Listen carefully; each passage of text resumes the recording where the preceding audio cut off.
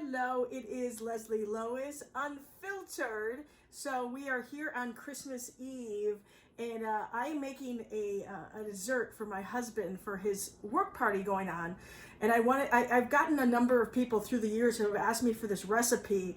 So I thought, well, maybe I will try to record this to show you how easy it is. It's called chocolate eclair torte.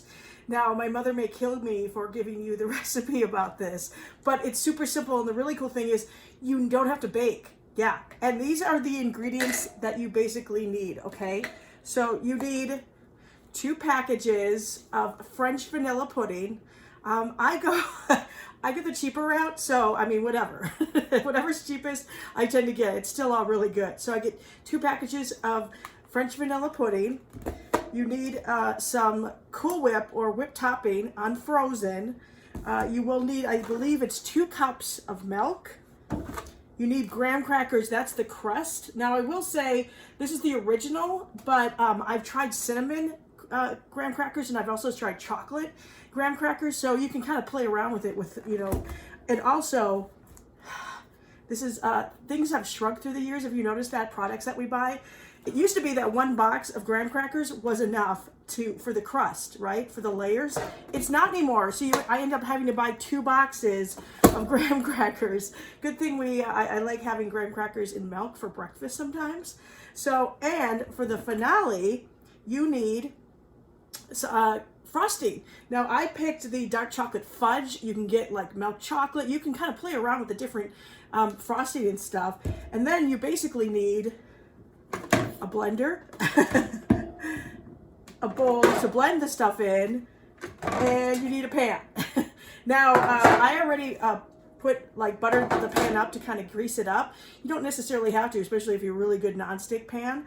So that is what you need. I will make sure at the very end I will put down what you need to make this. So I'm going to try to go step by step so you can see what I'm doing. Hopefully it'll work. All right, so here we go. Okay, so the first thing I like to do when making my chocolate eclair torte is start with getting the base of the crust going first, because you need that before you can pour the stuff into it, right? So I just take, you know, a full thing and you just line it up here. Now, of course, if you look in here, right here, there's about that much. I'm going to fix that. But in the meantime, I make it easy on myself, and I literally just go through like that. And the same thing here and here. And again, you'll see here, there's also, this is where you have to do a little bit of cutting and kind of measuring. I mean, you don't have to be exact, because obviously, the other key, by the way, the other little key here is these ones on the ends. They obviously don't fit because they need to be round. So I just take a little knife, and I literally, I don't know if you can see this or not, but I literally, let me put this right in front of here. I literally go like this, and I round it. So I kind of just shave off the beginnings, the very end of the corner there. So it fits a little bit better. See? There, it fits much better. So that's what I'm going to do here. And then what I'm going to do is, so I've made this so many times that I know that it's about, so I'm going to flip this in half. And if I look on here, you can see it's too big. So really what it is I'm going to cut it down this line. And that usually is about right. Now I've done this many times, so I kind of already know that. So if you can, let me move this down here so you can see this. So I'm going to move it like this. And then check to see. It's perfect, but again, it's on the corner, so I'm going to shave this corner off right there, and voila. Now what I can do is take now I have to go through again and cut these exactly where I was cutting it before, which is right about here. I'm glad that they have holes. And then boom, I place it in there. Same thing. Now these leftovers, you may be able to use these little pieces, so don't like eat those or get rid of those yet, because you could use those in case you have little hole, like cracks or whatever. You can use these. Same thing here. See, now I don't know if you can see, I have a little bit of a, remember I was saying you can use those edges? Yeah. So look right here, I can shave a little bit off and be able to use it like that. Again, I'm going to shave off a little bit of the corner. Woo! And go like that. And then I'm going to do the same thing down there. Now I should probably cut this so I can be more even. Otherwise it'll be harder to get pieces going down that way. See? Okay, so I'm going to keep doing that. And I'll show you the done product. Again, you just have to measure and cut as you go along to make sure that they're fit. But I'll show you here how it looks. And voila, here is the finished. So this is the base. This is the crust, the first layer of the. But I needed to get this first before I can start on the next steps. I mean, you could start on the custard mix first and then do this. But I like to do this and see how I found little pieces. That kind of, and I cut them to size. You just cut them to fit the pan, right? So now we move on to the actual custard of it, and that is really pretty simple. Okay, so now we're on to our custard part, or the filling, basically, of the torte. So now I mentioned you get 2 boxes of the, I believe they're 8 ounce? Oh no, well, you get 8 ounce total, 3.5. You get 2 of these, right? 2 of these packages. You put that in a bowl, and then you put 3.5 cups of milk in. I thought it was only 2 cups, but it's actually 3.5 cups. And you see kind of what it looks like right here. So now you're going to blend this. You can use this. Actually, this is my first time I'm using my handheld blender that I got for a wedding gift. So I'm excited to use this. You will blend this for about 3 minutes, and while you're doing that, you're going to fold in. I don't know exactly what that means, to fold in the Cool Whip. My version of what folding in means for me to take this spatula and fold it in while I'm blending. Okay, so I'm going to do that, but I'm going to shut this off because I don't want you to be spilling all over the camera. I'll show you what it looks like at the end. Okay, so after the 3 minutes of blending and then folding in the Cool Whip with the French vanilla pudding dry, and then the 3.5 cups of milk, you'll see this. It's got a kind of custardy kind of feel to it. Now, I will tell you, when I've used like non-fat milk, skim milk, you know, and stuff, I can really tell because it's more watery, and so this doesn't stay as thick. It's more watery, and it doesn't work quite as well. I use 1% milk, by the way, for this. So now what you're going to do is take half of this and dump it on the graham cracker crust that I had done. Voila. So, yeah.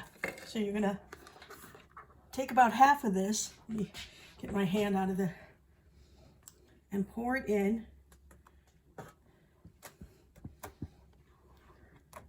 It's about half. Maybe a little bit more. There. I'm going to spread it around here. And of course, if I think it's too thin or something, I can go back in and add more, which it might be. Maybe a little bit more. And you're just going to spread it out evenly throughout on the crust. And then we get to do it all over again with the crust. We have to do another layer. See where I'm going with this?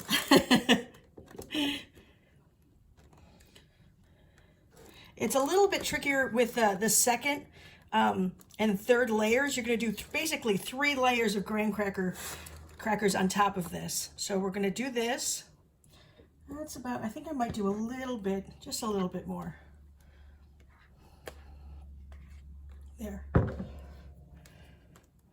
Felt like it was a little too thin, and I still have plenty in the bowl for the second level, for the final level, right? So there we go. I want to even it out so it plays nicely. So then what you're going to do is grab your graham crackers again and start to layer it up like I had before. So let's get that ready to go. Voila, the second second layer of graham crackers are now on there. You can see too and hear how I used those crumbs and stuff, like little pieces that I broke off. You can use those again, so don't get rid of them or don't start eating them until after you have all your crust done. Now, the next part is doing the second layer again. So now I'm putting everything, all the rest of the filling in here, on here, and I'll spread it out. Whoa. And it tastes so yummy. I love being able to lick the bowl. Yeah, I'm trying to get everything out of here. Yeah, and again, you're going to spread it all out. And we're going to do it again with one more layer of graham crackers, okay? So I'll show you the final touch, almost the 95% done torte as soon as I get done spreading this around. So I admit this kind of is the fun part. This is when you're done with the spatula and you get to lick it and lick the bowl clean. Whoops, what? I didn't do that. I don't know what you're talking about. All right, I'll continue showing you the last layer coming up. Hey, it's Leslie, and I have it all done. It's got 3 layers of graham cracker crust and then 2 layers in between those of the custard. So now what's left? Well, now I need to refrigerate it. So I'm going to cover up and put it in the refrigerator. Usually you try to do it overnight if you can, but at least I would say at least 5 hours to let it set, and then we will put the frosting on, and then it's all done. I mean, pretty easy. So you'll be able to see the final product after I refrigerate it. All right. I hope this is going well. Again, I shaved off the very corner of this graham cracker so I could place it in the corner here. See how nicely that laid? Oh, you can't see it. See how nicely that laid? And then what I can do is literally start going down the line like that. Now again, I have this gap here, but that's what this extra stuff is for. So right now I'm gonna use my full graham crackers to line up here on top of that first custard filling. Okay, so I let my chocolate Eclair torte sit in the refrigerator for about now good 7 hours, so it's nice and firm, and it'll be easier when I put on the frosting, which I was telling you, putting frosting in. Again, I got the dark chocolate fudge, and I just put it on with a knife. It's much easier. I tried it with the spatula, and it was really difficult, so it's just easier for me to do the knife. And actually, I pretty much use this whole container of this, so I'll show you the end product at the end and see what you think. I'm just about finished with this. I'm just kind of evening out. I have learned to try to make sure I get the edges and stuff done first, because otherwise I tend to put the stuff in the middle. But yeah, and